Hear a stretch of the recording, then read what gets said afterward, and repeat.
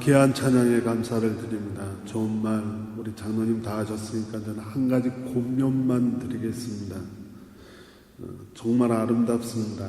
그 자리에 계신 분들이 말하는 건 우리 모두에게 은혜가 되기 위해서는 여러분이 삶으로 찬양하셔야 됩니다. 그 자리에서만 아름답지 마시고 그 자리를 떠나 있을 때도 그 찬양의 가사대로 모두에게 은혜가 되시는 신앙의 삶을 사시길 주님의 이름으로 축원합니다. 그래야 모두에게 은혜가 됩니다. 할렐루야. 주님의 이름으로 여러분을 환영합니다. 우리 오늘은 이름을 안 밝히시겠다 그러니까 오늘 박수만 쳐드리겠습니다. 저 뒤에 우리 부부와 한 가족이 오셨는데 우리 박수만 그냥 환영합니다 라고 같이 신앙생활하길 바랍니다. 어떻게 이준식 집사님 좀 괜찮으세요? 예, 감사합니다. 백승훈 집사님, 김미숙 목사님 안녕하신가요? 예, 감사합니다. 정재 사모님은 괜찮으시고요? 예, 모두에게 평안이 넘치시길 주님의 이름으로 축원합니다. 처음 뵙는 분 환영하고요. 오늘 말씀을 나누려고 합니다. 오늘 말씀은 거룩에 대한 말씀인데 성경에 나오지 않는 재미난 이야기로 시작을 해야겠습니다. 재미없을 수도 있어요. 나 혼자만 재미있을 수 있어요. 예수님께서 어느 날 모세와 엘리야를 만나셨습니다. 예수님께서 모세와 엘리야에게 궁금한 게 생기셨어요. 뭐냐 하면 예전에 모세는 지팡이 하나로 뭐를 했죠? 대답 안 하시면 저는 진행 안 합니다. 지팡이로 뭐를 하셨죠? 바닷물을 가르셨어요. 엘리야는 갈멜산에서 기도함으로 하늘에서 불이 떨어지게 만들었죠. 예수님이 궁금했던 건 바로 그거예요. 그들의 능력이 아직도 그대로일까?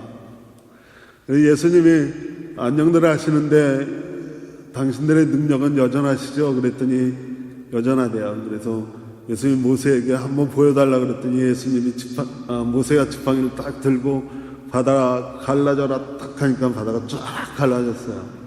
예수님이 여전히 놀라운 능력이시군요. 그랬습니다. 엘리야에게도 그러면 당신도 여전히 능력을 한번 보이라 그랬더니 엘리야도 기도하니까 하늘에서 불이 막 떨어집니다.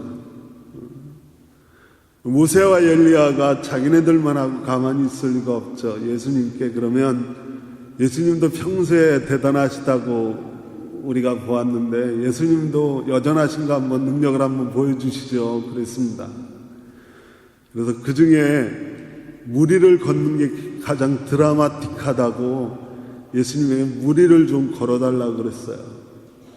물론 예수님이 무리를 걸으려고 물에 딱 들어가는 순간 어떻게 됐습니까? 물에 빠지셨어요. 어떻게 된 일입니까?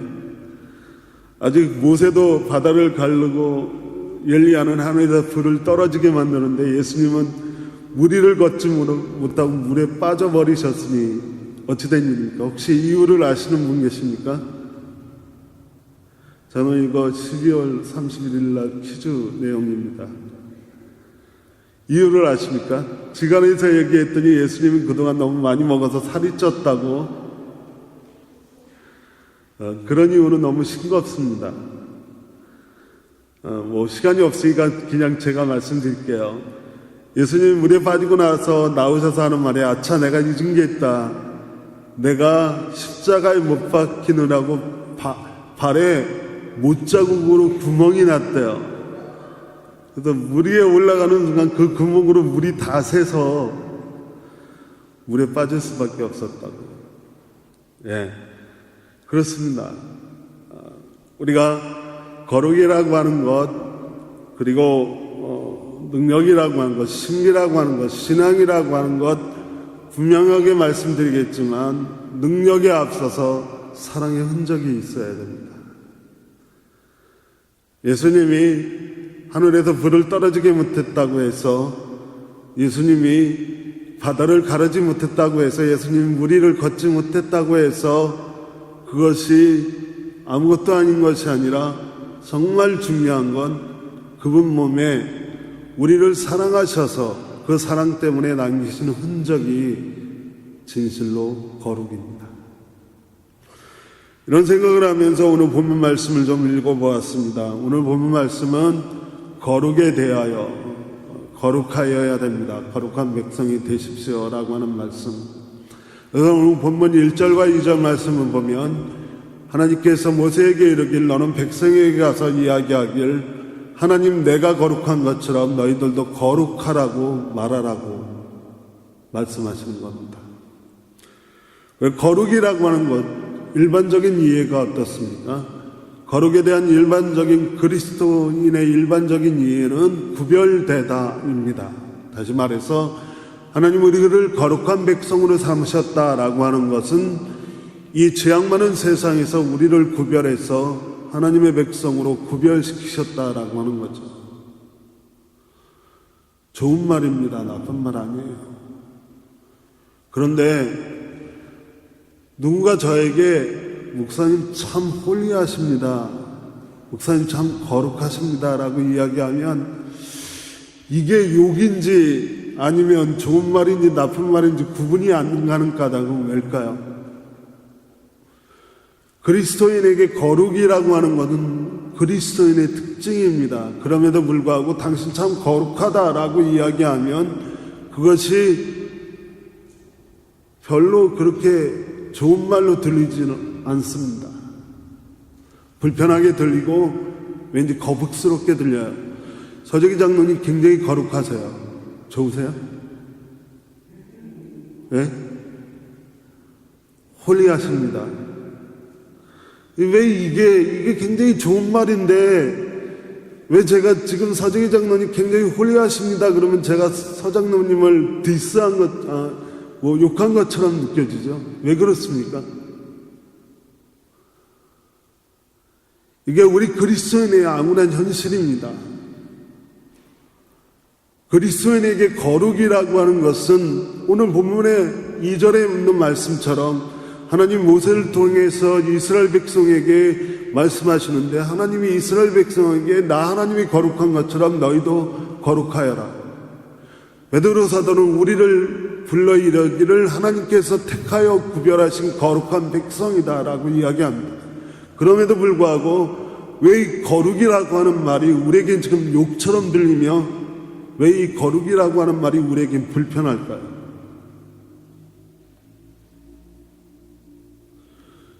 이유는 간단합니다. 우리가 지금까지 알고 있는 거룩이 아니라 마치 거룩 아닌 걸 거룩처럼 여기고 살았기 때문에 그렇습니다. 우리가 이야기하는 거룩이라고 하는 게 거룩이 아니라는 거죠. 그래서 거룩이 무엇인지를 우리가 거룩에 대해 이야기하기 위해서는 거룩이 아닌 걸 먼저 이야기해야 될 것 같습니다. 첫째로 거룩이 아닌 건 의식적인 거룩이나 거룩이 아니다. 의식적인 거룩은 거룩이 아니다 라고 하는 겁니다. 외식적인 거룩이 아니라는 거예요. 겉은 거룩해 보이는데 속은 전혀 거룩하지 않다. 이건 거룩이 아니라는 거죠. 속이 삶이 거룩하지 않으면 그 겉모습이 아무리 거룩해 보여도 그 거룩은 가짜이고 거짓이라는 겁니다. 마태복음 23장 27절에서 28절 말씀을 보면 예수님께서 일단의 무리들에게 대해서 무척 심하게 질책하신 내용이 나와요. 여러분 잘 아시는 얘기죠. 저는 예수님의 생애 기록처럼 이렇게 심하게 질책하는 내용을 본 적이 없어요. 내용은 이렇습니다. 율법학자들과 바리새파 사람들아, 율법학자들과 바리새파 사람들아, 이 위선자들아, 너에게 화가 있다. 너희는 회칠한 무덤과 같기 때문이다.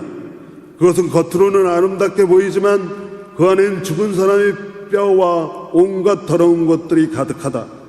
이와 같이 너희도 겉으로는 사람에게 의롭게 보이지만 속에는 위선과 불법이 가득하다.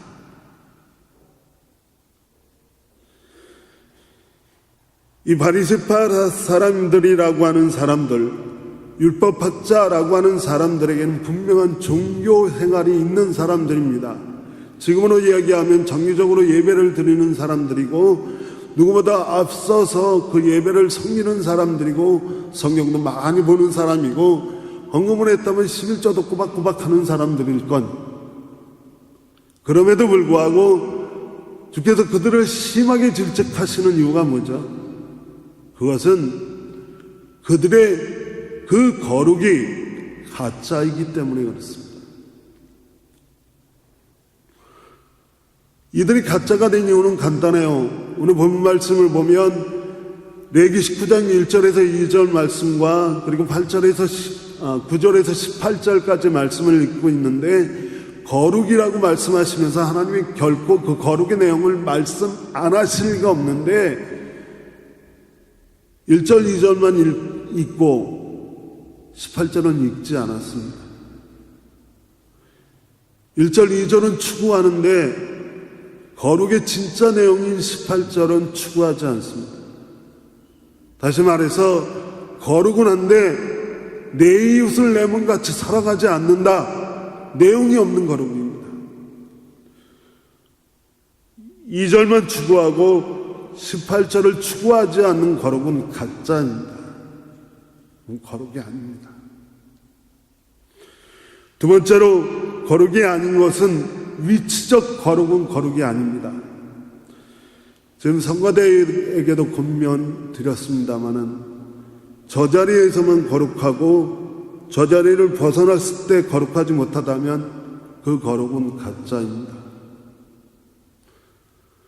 저 자리에 있을 때 올리는 찬양의 가사에 은혜 받고 저 자리를 벗어나서 그 찬양의 가사와 전혀 상관없이 산다라고 하면 그 찬양은 가짜입니다.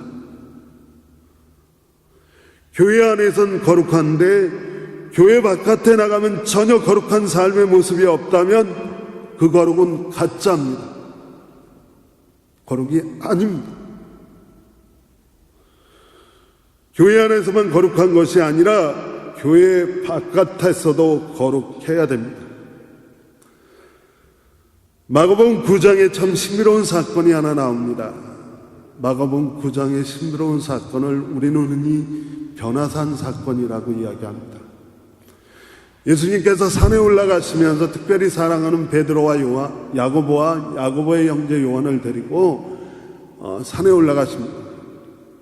그들이 산에 올라가서 처음으로 보게 되는 게 예수님이 하얗게 변하고 예수님의 몸에서 광채가 나는 거예요. 신기하죠. 너무 멋집니다. 거룩한 모습이 누가 거룩하지 말라고 하더라도 거룩을 느낄 수 있을 정도의 정말 신비한 모습이 벌어지고 있습니다. 거기다 이번엔 성경에 진짜 나오는 대로 엘리야와 모세가 나타나서 예수님과 대화를 나눕니다. 이 신비한 현상, 이 거룩한 현장에 있던 베드로가 예수님에게 이야기하면 너무나 거룩합니다. 저 여기서 살겠습니다. 가시지 말고 초막 3개를 제가 여기다 지을 테니까 예수님 여기 같이 있으십시다 라고 이야기하자 예수 2마디도 안 하고 내려가자 라고 했습니다. 위치적 거룩이 거룩이 아니라는 건 바로 그 신비한 현상이 일어나는 그 산 위에서는 거룩이 없습니다. 진짜 거룩은 산 밑에 있습니다. 오늘 본문 말씀을 보면 내용이 이런 겁니다. 뭐 다 설명은 못 드리겠습니다만은 눈에 확 들어오는 내용이 그런 거예요. 너희가 밭에서 곡식을 거둘 때 정말 곡식을 다 쌍거리 걷지 말고 좀 남겨두고, 그리고 걷다가 이삭이 떨어지면 너희는 절대 그 이삭을 줍지 마라. 너희가 포도나무를 갖고 오는데 포도를 수확할 때 포도를 수확하는데 다 수확하지 말고 좀 남겨둬라. 수확하다가 좀 떨어진 포도송이가 있으면 그거 줍지 말고 그냥 붓지 말아라. 왜요? 그것을 주워서 먹을 사람들에 대한 배려다. 다시 말해서 거룩이라고 하는 것은 산 위에 있는 게 아니라 선 밑에 있는 겁니다. 거룩은 교회 안에 있는 것이 아니라 교회 바깥에 있는 겁니다. 거룩은 누구에게 있어 필요하냐 하면 곡식을 거두어들여 곡간을 채울 수 없어서 떨어진 이삭을 주워 먹는 사람을 향한 사랑 안에 거룩이 필요합니다. 포도를 수확할 수 없어서 떨어진 포도송이를 주워 먹어야 되는 사람들에게 대한 배려와 사랑과 그들을 향한 마음이 거룩입니다.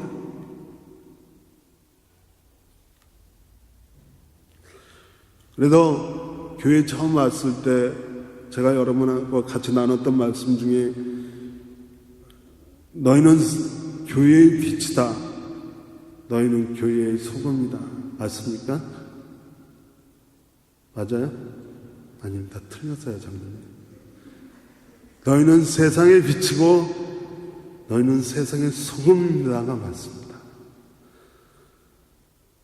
예수님 한 번도 우리에게 너희는 교회의 빛이 되고 너희는 교회의 소금이다라고 말씀하신 적이 없어요.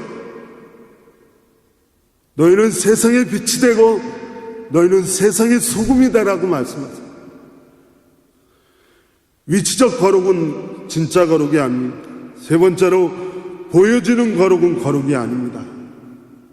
보여주는 능력의 거룩은 거룩이 아닙니다. 마태복음 7장 21절에서 23절 말씀은 저는 이 말씀을 볼 때마다 두렵습니다. 한번 찾아보시겠습니까? 잘 아시는 말씀입니다. 마태복음 7장 21절에서 23절까지 말씀입니다.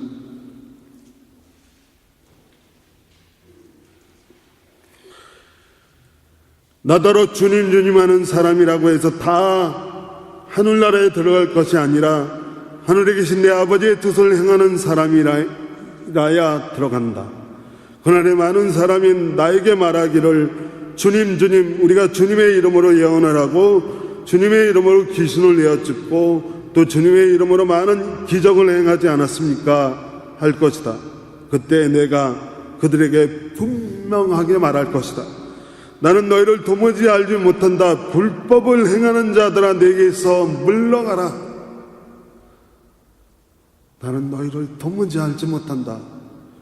불법을 행하는 자들아 내게서 물러가라. 거룩은 보여지는 것이 아닙니다. 거룩은 행하는 것입니다. 거룩은 보여지는 것이 아닙니다. 거룩은 사는 겁니다. 거룩은 말하는 것이 아니라 거룩은 살고 행하는 겁니다. 그래서 오늘 아까 읽어드린 마태복음 7장 21절 23절까지 말씀에서 하늘에 계신 내 아버지의 뜻을 행하는 사람이라야 거룩한 겁니다. 아무리 주여 주여 하고 아무리 예언을 하고 아무리 귀신을 내어쫓고 아무리 주님의 이름으로 기적을 행한다 해도 그건 아닙니다. 그건 가짜예요. 진짜는 하나님 아버지의 뜻을 행하는 자들이 진짜입니다. 처음 나눴던 이야기 중에 그런 이야기 있었죠. 생각해보면 바다가 갈라지고 하늘에서 불이 떨어지는 능력을 원하는 게 아닙니다. 거룩은 우리 발에 남겨진 사랑의 흔적을 원하는 겁니다. 그래서 여러분에게 감히 묻습니다.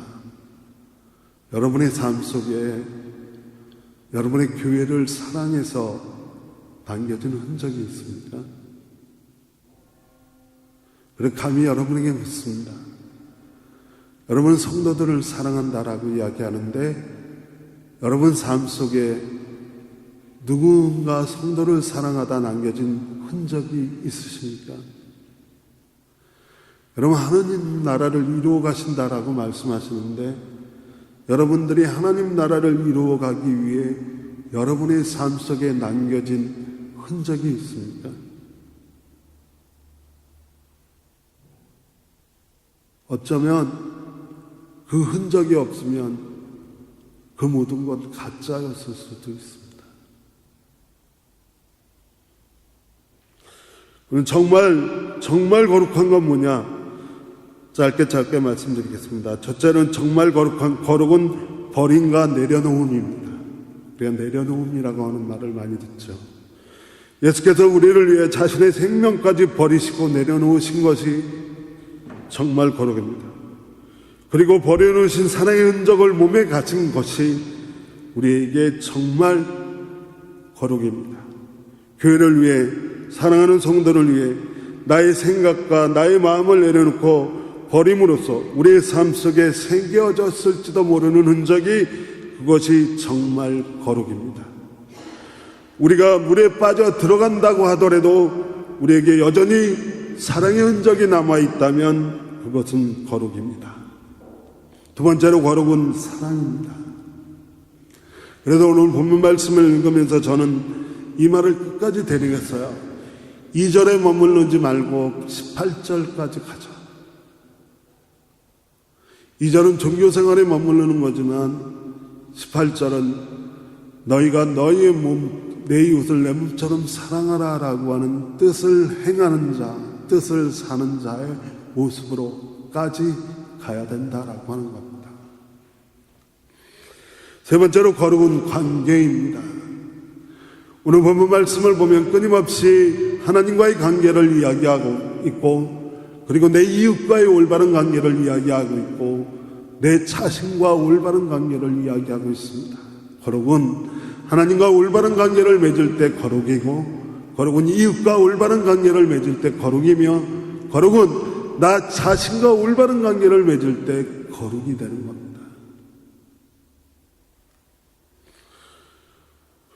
오늘 말씀을 마치겠습니다. 오늘 말씀은 성경 구절 두 구절을 읽고 말씀을 마치려고 합니다. 첫 번째 구절은 요한복음 17장 17절에서 19절까지 말씀입니다. 요한복음 17장은 예수께서 우리를 위해 마지막 기도하시는 장면 중에 이렇게 기도하십니다. 진리로 그들을 거룩하게 하여 주십시오. 하나님의 말씀은 진리입니다. 하나님께서 나를 세상에 보내신 것 같이 나도 그들을 세상으로 보냅니다. 그리고 내가 그들을 위하여 나를 거룩해 하신 것은 그들로 진리로 거룩하게 하려는 것입니다. 하나님 말씀으로 거룩해진 우리에게 그 거룩을 갖고 어디로 가라고 말합니까? 교회 안에 머물라고요? 아닙니다. 세상으로 보내졌습니다. 저는 여러분을 이제 올바른 거룩, 그릇된 가짜 거짓 거룩이 아니라 진실된 거룩에 대한 큰 감동을 받으시고 세상으로 나가 정말 거룩한 모습으로 사시길 주님의 이름으로 축원합니다. 두 번째 드리고 싶은 말씀은 베드로후서 1장 3절에서 4절까지 말씀입니다. 하나님께서는 우리가 그를 알므로 말미암아 생명의 경골에 이르게 하는 모든 것을 그의 권능으로 우리에게 주셨습니다. 하나님은 우리를 부르셔서 그의 영광과 덕을 누리게 해주실 분이십니다. 그는 이 영광과 덕을 귀중하고 아주 위대한 약속들을 우리에게 주셨습니다. 그것은 이 약속들로 말미암아 여러분이 세상에서 정욕 때문에 부패하는 사람이 되는 것이 아니라 하나님의 성품에 참여하는 사람이 되게 하시는 것입니다. 세상에서 하나님의 성품에 참여하는 자가 되게 하려는 것입니다. 세상에서 하나님의 성품에 참여하는 자가 되게 하려 하시는 겁니다. 지난주 마지막 말씀을 기억하십니까? 우리가 화해라는 게 하나님의 영역이고, 여러분 여기 나와 계시는 것이 그 하나님의 영역 안에 초대되어진 사람들이기에 여기서 화해하라, 분노를 다 내려놓고 화해하라라고 말씀을 나눴습니다. 하나님의 영역. 오늘은 또 우리에게 또 한 가지 말씀을 하시는데, 우리는 신의 성품에 참여하는 자들이 되십시오. 하나님의 성품, 그게 뭔지 아십니까? 이기적인 모습의 하나님의 성품이 아닙니다. 누군가 우리에게 거룩이라고 하는 말을 던졌을 때 욕처럼 들리는 그것은 하나님의 성품이 아닙니다. 하나님의 성품은 끊임없는 사랑이며 올바른 관계이며, 우리가 끊임없이 내려놓고 버리고 하나님 닮은 모습으로 살아가기를 원하시는 겁니다. 사랑하는 여러분, 저와 여러분이 하나님의 성품에 참여하는 자들이 되어 세상을 나가 거룩한 모습으로 참된 거룩한 모습으로 살아가시길 주님의 이름으로 간절히 축원을 드립니다. 기도하겠습니다. 하나님 감사합니다. 오늘 우리에게 참된 거룩의 모습을 생각하게 하시고 우리에게 명령하실 길을 내가 거룩하니 너희도 거룩하라고 말씀하시고 나서 그 거룩은 너희가 내 이웃을 내 몸과 같이 사랑하는 거라고 말씀하셨사오니 하나님의 뜻을 행하며 하나님의 성품에 참여하는 자들이 모두 되게 하여 주시길 간절히 소망합니다. 예수님의 이름으로 기도합니다. 아멘.